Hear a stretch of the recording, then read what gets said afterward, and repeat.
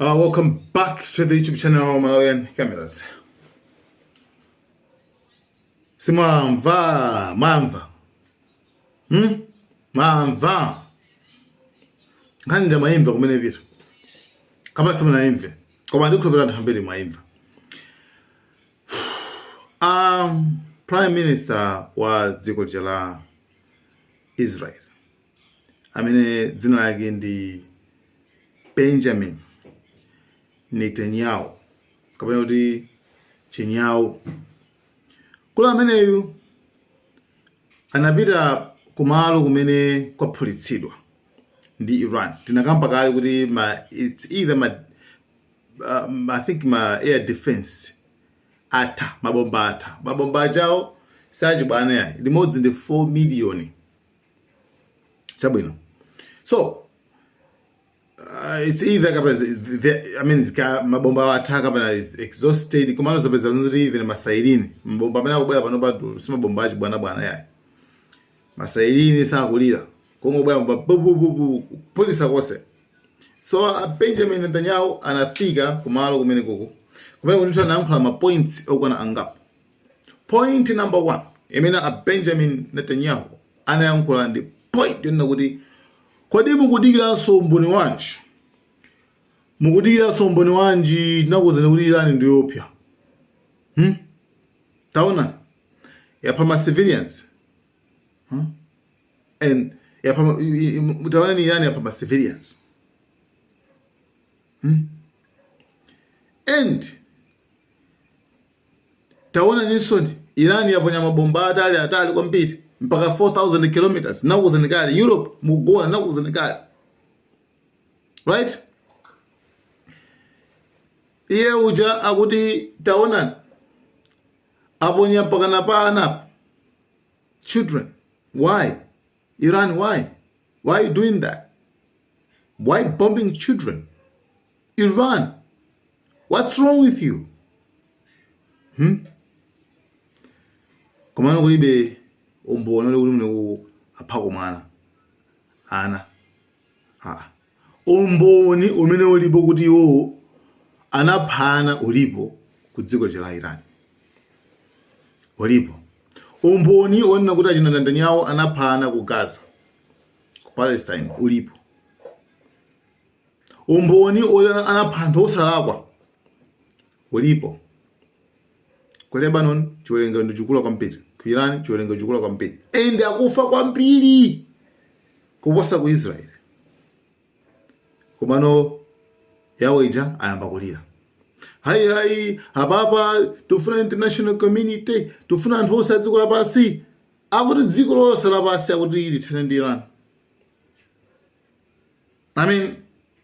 Dziko lonse lapasi akuti Iran ndi yopyeza ku dziko lonse lapasi. Amene ali ndi maplani opanga Greater Israel ndi ndani? Amene wawo andi afuna alande kucho afuna zilimbuku mwa afuna kulanda malo ngati kulanda dziko la Lebanon, Jordan, Syria, Egypt mpaka kwafika ku Mecca huko. Mabuku mwa afuna alande ndi ndani? Mesa ndiwo iwowa ndiyo yopyezo kwa anthu ena, right? Iwowa ndiyo yopyezo kwa anthu ena abayamba kulira. Hiyayi pomba mzana akona kuti Iran tatsala pang'ono kuti tiyimalize basi, tatsala pang'ono lero adafuna. The same zimachitika Trump awasazowachitikira, right? Trump hiyayi tawina tukuwina makuti kenawo akola tufuna chithandizo. Nda anthu chamana miza kuti okay mese mafuna namudiso pampa 90%. Ife ndi 1% yokhato tungufuna tuthandize inuyo. Japan ife ndi 1% yokhato. China ife ndi 1% yokhato. Ino masema 90 in 95 dusanipo. Nda Iran yimazimene yuma kapanga imangoza China orakulu China tadusani inuyo Japan tadusani. Funa iweyo. Iweyo mese ndokula nti. Iweyo mese ndo umenya kupasana ali yesai. Zikuvuta beso. So Trump analowa mu nkhondo imene samenena kulowa and zimene avomereza analowa chifukwa ati kulima allies ku Middle East ku Israel komano actually which is not a good thing. Trump yankhula. But we did it. It's almost, you could say we did it out of habit, which is not a good thing to do. But we did it because we have some good allies there. We have some great Middle Eastern countries there. That's it. Israel there. That's it. So we did it for a lot of reasons. Guys, and CIA inamuza Trump kwenzoti Irani sakuyeseraso ndipo kuti apangeso za nuclear zicha sakuyesera paibe chimene akupanga umene kucha koma nakakamira hayi umene kuchako akupanga bomba la nuclear amene Irani inicho kwamene kuti sili banyuka situ kwafuna situ kwafuna kubanyuka iye koma kakamira iye umene akupanga bomba nuclear iye umene akupanga bomba nuclear mpaka napezera anthu achata akampanya speech ya Netanyahu imene akumayankhula imene aoneka kuyankhula kwa anthu akumadumpha. If anyone needed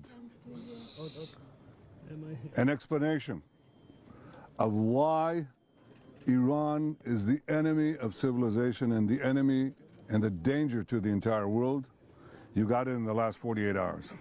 In the last 48 hours, they fired a terror weapon on civilians, on children. There's a children's nursery here.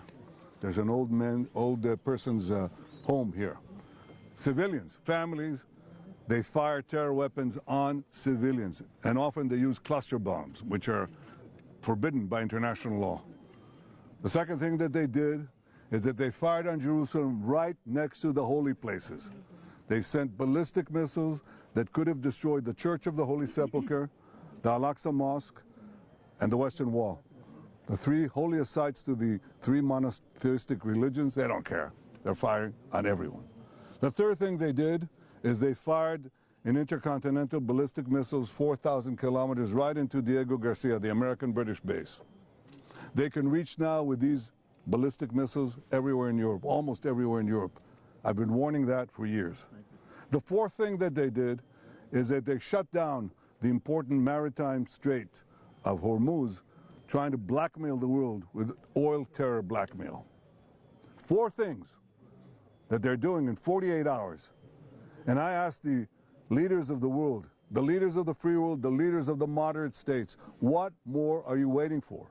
President Trump has correctly said that Israel, the United States and Israel in this great partnership, we're fighting the battle not only for ourselves, but for all of you.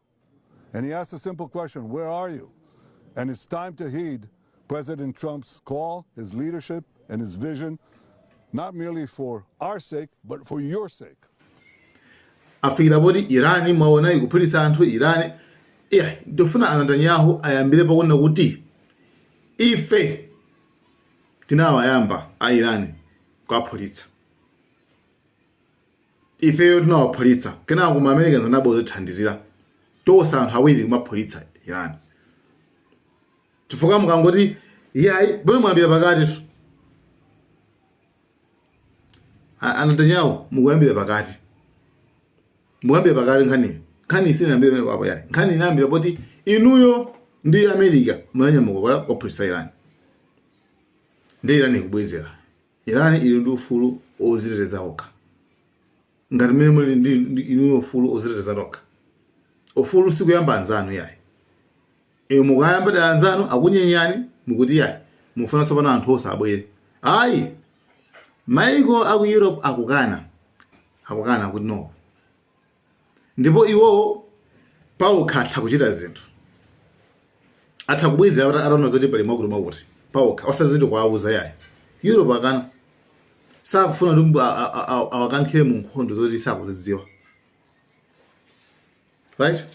Minister has made clear we will provide defensive support against these reckless Iranian threats, but we have not been and we continue not to be involved in offensive action, and we want to see the swiftest possible resolution. As he's made clear, we will not be drawn into a wider conflict because we think we need to see as swift as possible resolution in the UK national interest, but also to support regional stability. London. I'm not aware of any assessment at all that they are even trying to target Europe, let alone that they could if they tried. But even if they did, we have the necessary military capability to defend this country, and defending the British national interest is precisely why we're taking part in collective defensive action across the Middle East.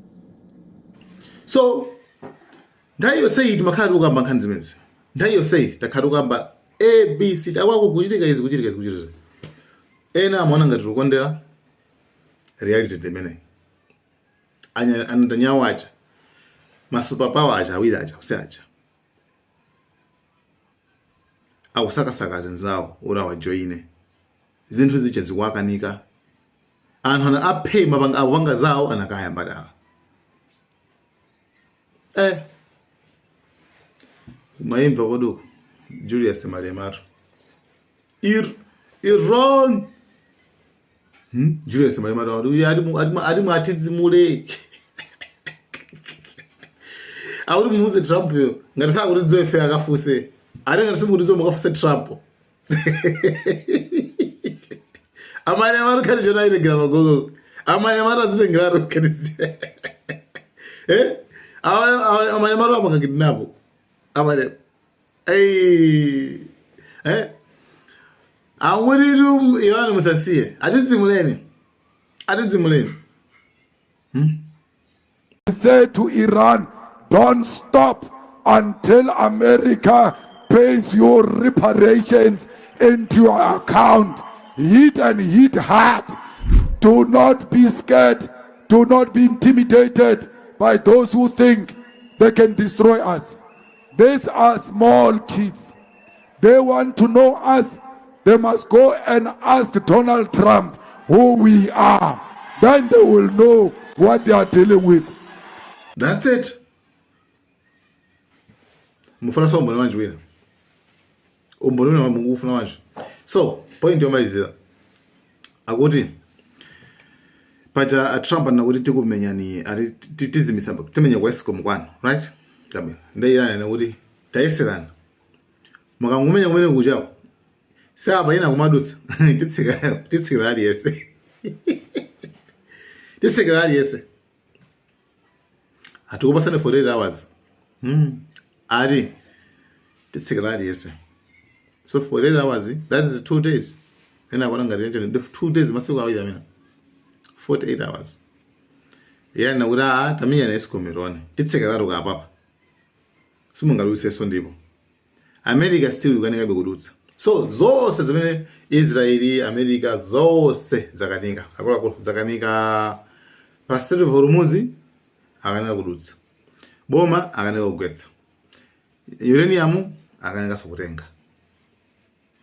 And home menya upasanale sabadziko pasabana.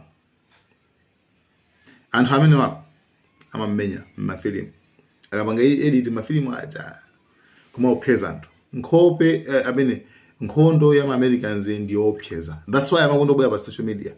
Amona ngaranza okoka na usazikhabisi kuma upaso. Ya Trump rali bakuma kuti hayi. Akaona zonke zamango yanga na kuma kuti support yana kwada. That's it. So, nkani demeneyo. Malawi and Cameroons.